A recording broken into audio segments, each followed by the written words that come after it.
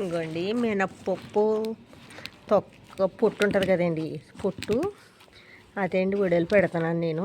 ఇక చూడండి వడేలు అదేనండి. ఇందులో జీలకర్ర, అల్లం, పచ్చిమిరకాయలు వేసానండి. కొద్దిగా పెసరపొట్టు వేసానండి. ఉన్నదంతా మినప్పొట్టు అండి. ఇది బాగుంటుంది వేపుకుంటానికండి. ఇందులోనే కదా ఉంటాయండి పోషకాలు. ఇందులో కొద్దిగా పెసరపొట్టు కూడా కలుపుకోవాలి.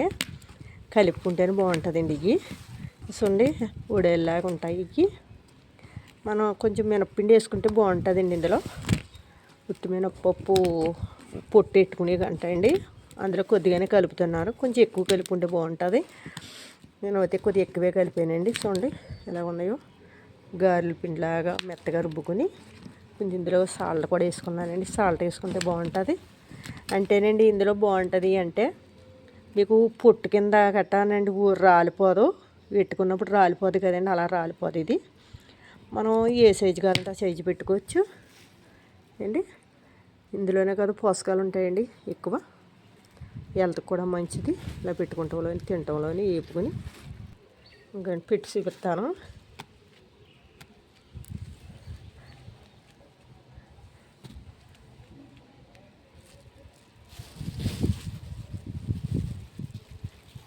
ఇలా గుండ్రగా పెట్టుకోవాలండి. పెట్టుకుంటేనే బాగుంటుంది.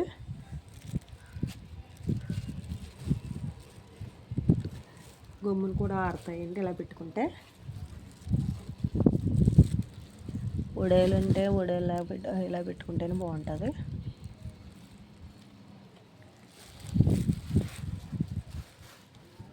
కుందుల్లో పెట్టుకుంటే అండి నూనెలోని గమ్మును కొంచెం వేగం.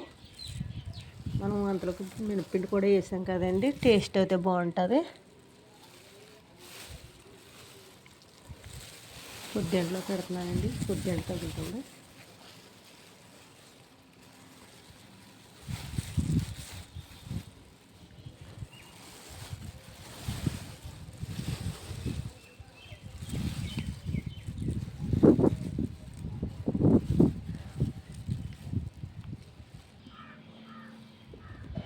ఇదిగోండి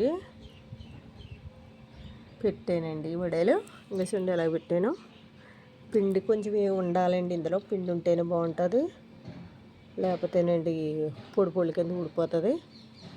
చూడండి అల్లం, జీలకర్ర, పచ్చిమిర్చి అండి, కొంచెం ఉప్పు వేసి పెట్టానమాట అండి. ఇవి అండి బాగుంటాయి. హెల్త్కి మంచిది.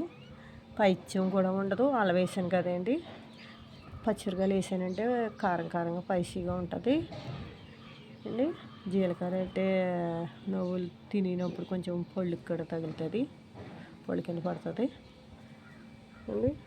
షేర్ చేయండి, గంట గమనికండి, ఫాలో అండి, సబ్స్క్రైబ్ చేసుకోండి, కామెంట్ పెట్టండి అండి. Thanks friends.